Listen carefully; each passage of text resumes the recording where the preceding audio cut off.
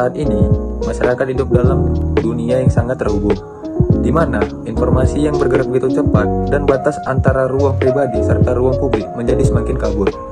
Perkembangan teknologi membawa banyak manfaat, namun juga memunculkan berbagai konflik nilai dan moral yang tidak pernah muncul seintens ini pada masa sebelumnya. Hal-hal seperti cyberbullying, penyebaran hoaks, hingga budaya flexing menjadi fenomena baru yang memengaruhi cara berpikir dan berperilaku masyarakat.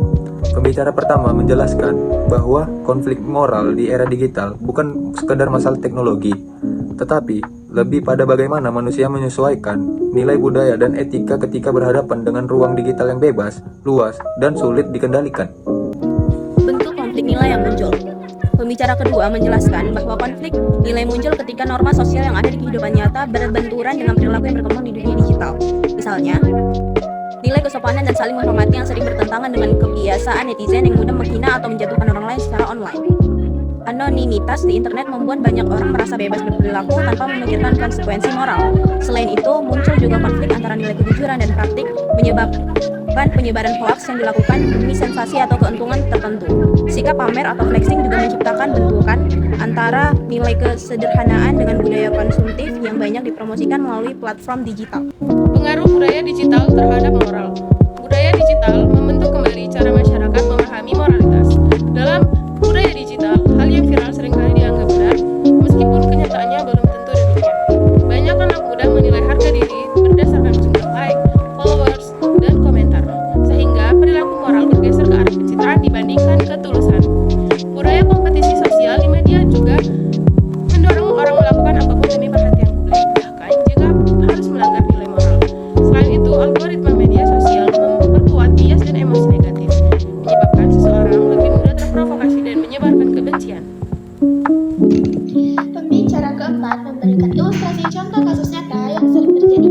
Salah satunya adalah ketika seorang remaja dihina dan diolok-olok hanya karena penampilannya.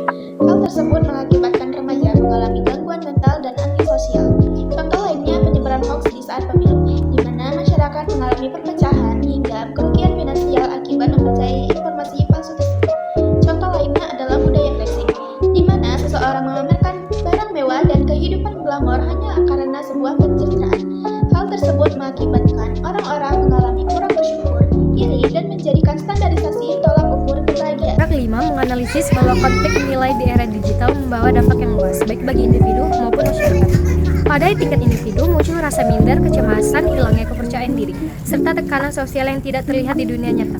Sementara pada tingkat masyarakat, konflik moral mengganggu keharmonisan sosial, merusak kepercayaan publik, dan mendorong polarisasi. Ketika nilai-nilai moral tradisional seperti sopan santun, empati, dan kejujuran semakin tergerus oleh budaya digital yang serba instan, masyarakat menjadi lebih rentan terhadap konflik dan perpecahan. Oleh karena itu, analisis sosial diperlukan untuk memahami bahwa perubahan perilaku ini bukan hanya masalah individu, tetapi juga budaya digital yang membentuk pola pikir baru. Solusi berbasis budaya dan pendidikan karakter. Salah satu langkah penting adalah menanamkan kembali nilai-nilai budaya lokal seperti sopan santun, gotong royong, dan saling menghargai dalam aktivitas digital. Pendidikan karakter juga harus diintegrasikan ke sekolah maupun lingkungan keluarga, dengan memberi pemahaman tentang etika berinternet, pentingnya verifikasi informasi, dan dampak dari kata-kata di dunia maya. Selain itu, masyarakat perlu diajarkan untuk menggunakan media sosial secara bijak, membangun empati digital, serta berani menolak konten negatif. Dengan memadukan budaya dan pendidikan karakter, diharapkan generasi digital dapat tumbuh menjadi pribadi yang bertanggung jawab, beretika, dan tetap memegang nilai moral meski hidup di era teknologi. Guys, lihat ini. Itu kan si itu. Parah banget ya, perasaan kemarin dia baru posting mobil baru, dia udah posting lagi, banyak banget mobilnya ya. Iya kan? Nanti dia cuma ngasih makan gaya di sosmed doang. Ih, makan gengsi ya, sombong banget itu namanya. Nggak suka Hedon deh banget. kayaknya. Ih.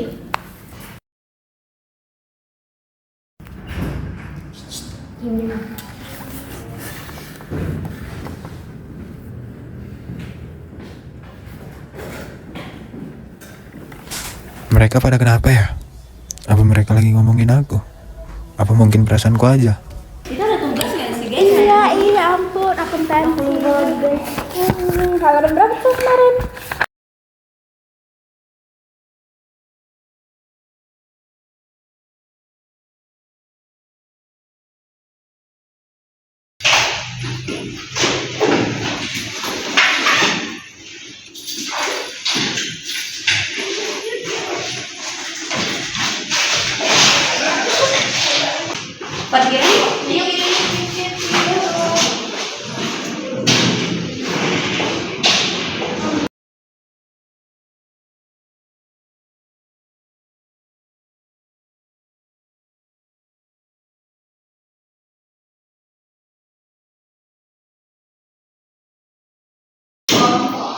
Dia ngomongnya sadar gak sih kita ngomongnya?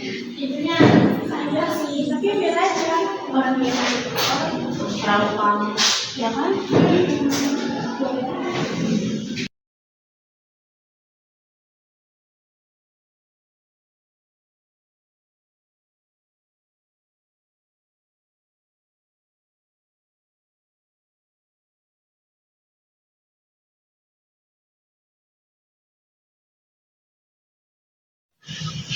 Kau kenapa? Kok ngelamun aja? Aku udah diomongin sama teman sekelas aku. Emang sama siapa? Pasti kayak gitu ada sebab. Nah, udahlah lupakan.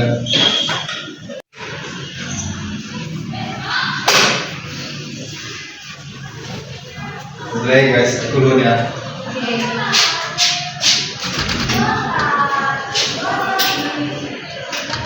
Kasian kali dia ya diomongin sama teman sekelasnya.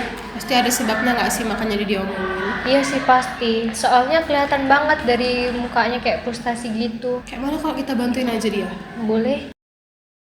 Tapi aku masih kepikiran deh, dia tuh keterlaluan banget gak sih pamer-pamer begitu, tiap bulan ganti mobil. Terlalu pamer banget, berlebihan. Ternyata orang itu ya pelakunya. Gimana kalau kita samperin aja? Guys, mau bicara dong.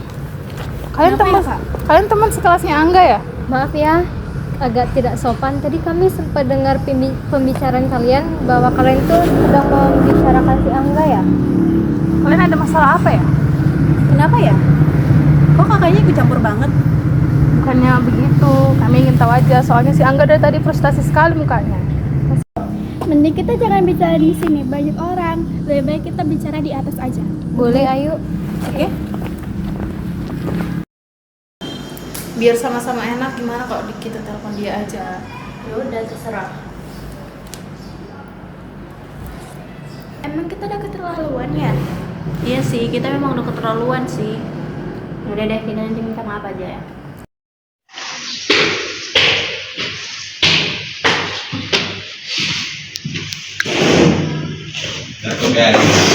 Mending kalian obrolin aja gak sih kenapa kalian bisa kayak gitu?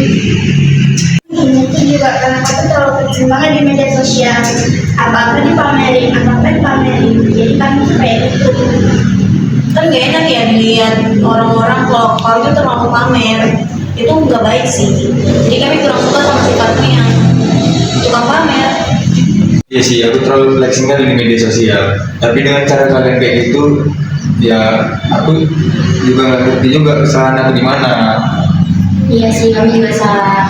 Terlalu berlebihan. Tapi juga minta maaf ya. Ya aku pun juga minta maaf ke kalian soal flexing ini. Tapi minta maaf ya.